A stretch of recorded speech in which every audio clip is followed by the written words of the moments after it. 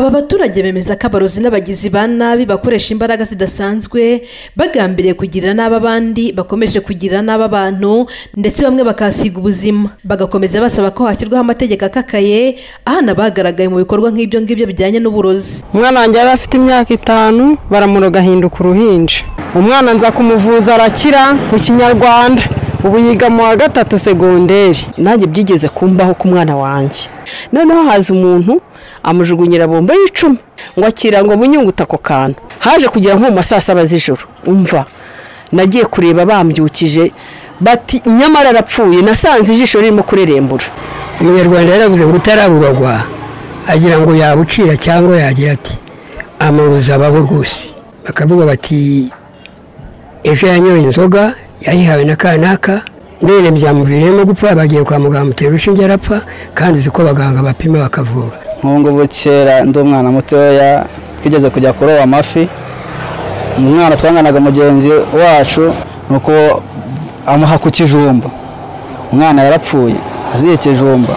Leta yo rero ntago yemera ko uburozi bubaho kubera yuko ntago butangwa ahantu hagaragara, butangwa bwihishe. Hari urumva bimeze gutya every day ibyo bintu bakagombye kwicara bakabyigaho bakareba icyo gukora. Kubango rero ni abafata ingamba yo gufata yabo bapfungu bakabafunga. Ko nasoro ngo baramufunze kandi bavuga ngo nta muntu yarazi ko yamutsimbura ko kwitewe n'ibintu yagiraga by'amahembe n'ibishitane byiwe.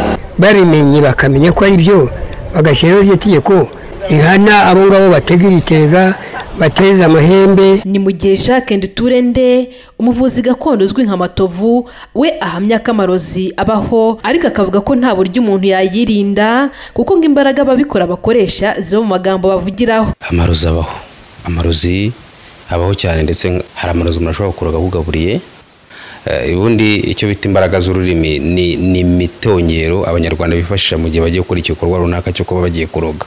Amarozi nta muntu yirinda, ahubwo keretse wenda uramutse ku banyarwanda bari bazi ubwenge bo hambere, iyo umuntu yabaga avutse ufite umubyeyi wawe uzi ubwenge ukagukurikirana cyangwa ukikurikirana, wabaga wakwegera abavuzi gakondo akaba icyo bita umugenzo cyangwa umuhango wo gutsirika cyangwa gutsirikwa, wirinda nyine cya gikorwa kizakubaho. Itegeko nimero 68 ryo mu 2018 ryo ku itariki 30 kwezi kwa 8 2018 riteganya ibyaha n'ibihano muri rusange mu ngingo ya 110 ivuga ko umuntu ha undi bintu bishobora kwica bwangu cyangwa bitinze hatitaye ku byakoreshejwe cyangwa uko byahawe nyiri kubigirirwa n'inkurikizi zabyo abakoze icyaha. Iyo bihamijwe n'urukiko ahanishwa igifungo cya burundu.